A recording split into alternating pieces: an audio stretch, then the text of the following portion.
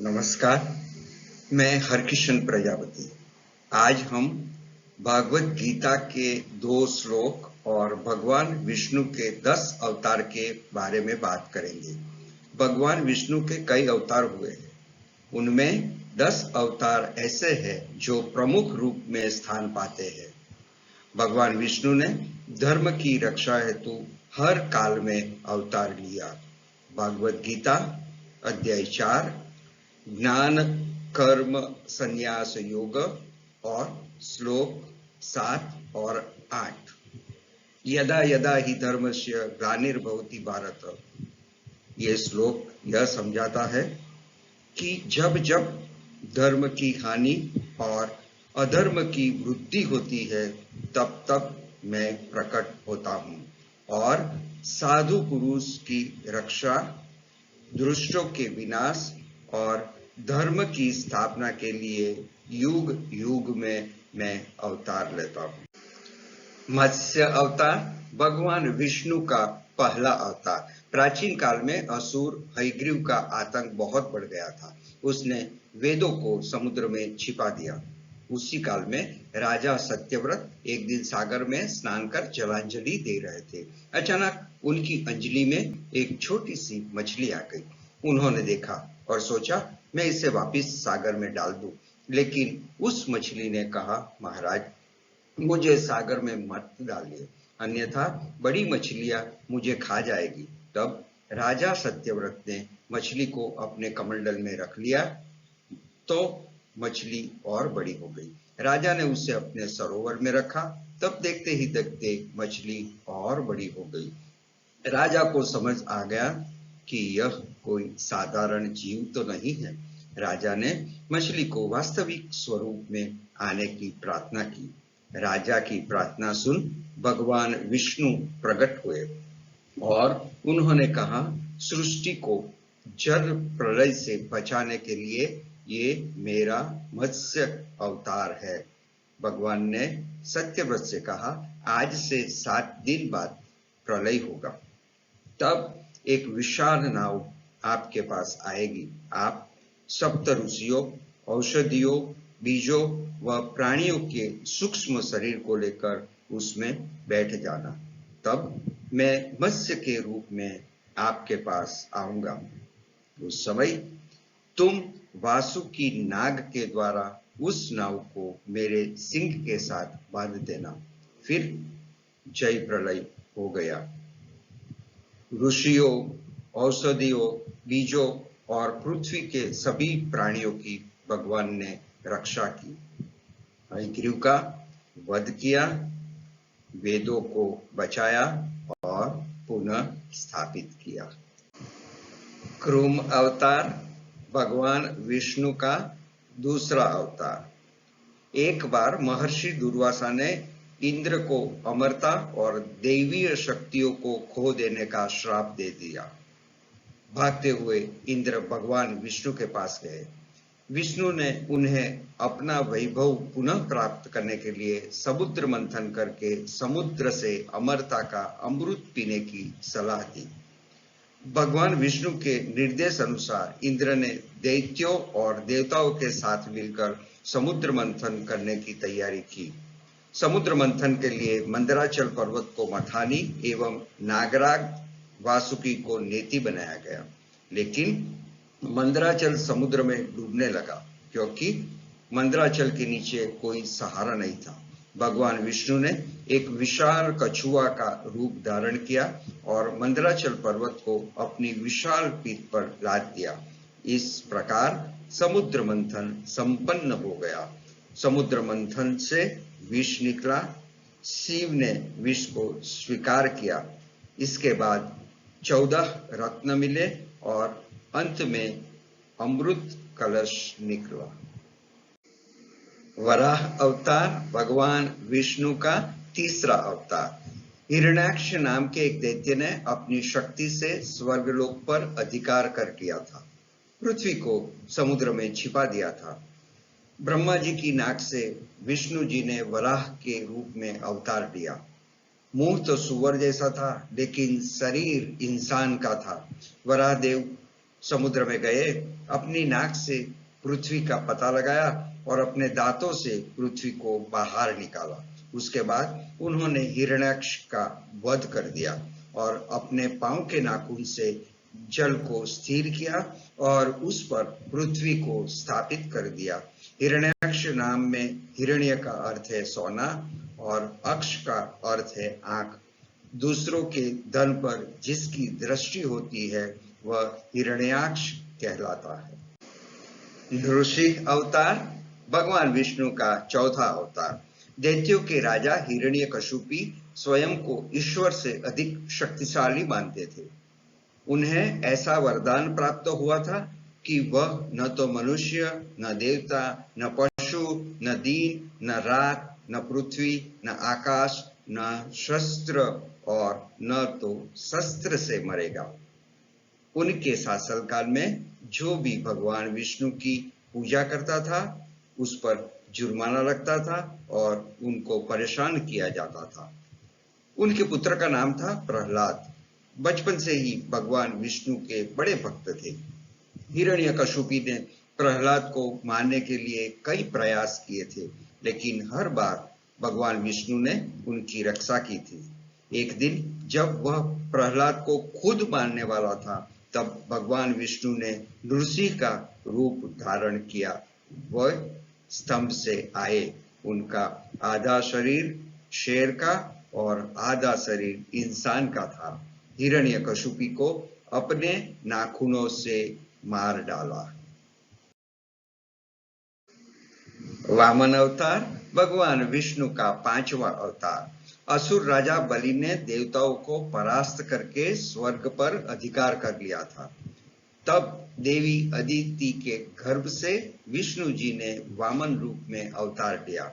एक दिन जब राजा बलि यज्ञ कर रहे थे, तब वामन देव राजा बलि के पास पहुंच गए और उनसे 3 पैर पृथ्वी दान में मांगी। शुक्राचार्य के मना करने के बावजूद भी राजा बलि ने वामन देव को 3 पैर पृथ्वी दान करने का वचन दे दिया। वामन देव ने विशाल रूप धारण किया। उन्होंने एक पैर में पृथ्वी और दूसरे पैर में स्वर्ग को नाप लिया। अब तीसरा पैर रखने के लिए कोई जगह नहीं रही, तो बलि ने वामन देव से उनका पैर अपने सिर पर रखने को कहा। भगवान वामन देव ने अपना पैर बलि के सिर पर रख दिया और बलि सीधे पाताल लोक में पहुंच गए। बलि के दान से प्रसन्न होकर भगवान ने उन्हें पाताल लोक का स्वामी बना दिया। इसके बाद सभी देवताओं को उनका स्वर्ग वापिस दे दिया। परशुराम अवतार भगवान विष्णु का छठा अवतार। उनका जन्म दुनिया को क्षत्रियों के अहंकारी शासन से बचाने के लिए हुआ था। वे रेणुका और भृगुवंशीय जमदग्नि के पुत्र थे। जमदग्नि के पुत्र होने के कारण उनको जमदग्नि भी कहा जाता था। वे शिव के परम भक्त थे। भगवान शंकर ने उनकी भक्ति से प्रसन्न होकर उनको परशु नाम का शस्त्र प्रदान किया था। उनका नाम राम था, लेकिन परशु धारण करने के कारण वे परशुराम कहलाए। परशुराम ने हैहयवंशी क्षत्रियों का आतंक दूर किया था। राजा सहस्त्र अर्जुन का वध किया था। क्षत्रियों का कई बार विनाश किया था। परशुराम चिरंजीवी है। उनका उल्लेख त्रेता युग के रामायण और द्वापर युग के महाभारत में भी किया गया है। श्री राम अवतार भगवान विष्णु का 7वां अवतार। विष्णु का जन्म श्री राम के रूप में त्रेता युग में राजा दशरथ के यहाँ हुआ था। पिता के अनुरोध पर वे वनवास गए। अपने वनवास के दौरान राक्षस राजा रावण ने पत्नी सीता का अपहरण कर लिया। भगवान सीता की खोज में लंका पहुंचे। श्री राम और रावण के बीच भयंकर युद्ध हुआ। रावण मारा गया। उस समय के सभी अधर्मी असुरों को भी राम ने मार डाला और देवताओं को भय से मुक्त कर दिया। जब मानव जीवन पृथ्वी पर स्थापित हुआ, तब विष्णु ने राजा, प्रजा और समाज का मार्गदर्शन करने के लिए श्री राम के रूप में अवतार लिया था, धर्म और मर्यादा स्थापित किया। इसलिए उन्हें मर्यादा पुरुषोत्तम श्री राम कहा जाता है। श्री कृष्ण अवतार विष्णु का 8वां अवतार। द्वापर युग में श्री कृष्ण के रूप में भगवान विष्णु ने अवतार लिया। भगवान कृष्ण ने कंस और उनके साथी असुरों का वध किया। पूरे कौरव वंश के आतंक को दूर करने के लिए पांडवों का मार्गदर्शन किया। महाभारत के युद्ध में अर्जुन के सारथी बने और दुनिया को गीता का ज्ञान दिया। समाज को बताया कि समाज में रहकर कैसे अच्छा बनना है।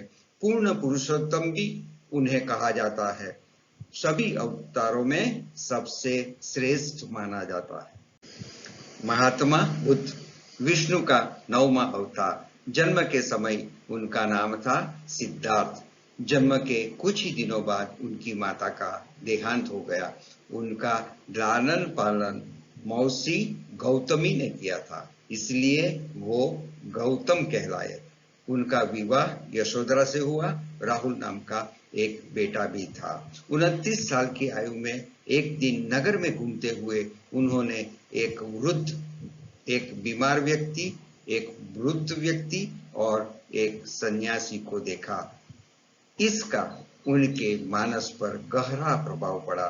जीवन के इन दुखों से निकलने का रास्ता खोजने के लिए उन्होंने ऐशो आराम की जिंदगी को छोड़कर सन्यासी के रूप में रहने चले गए। पीपल के नीचे उन्हें ज्ञान की प्राप्ति हुई, इसलिए वे बुद्ध कहलाए। बुद्ध ने बौद्ध धर्म की स्थापना की। उन्होंने समाज को अहिंसा और करुणा का संदेश दिया।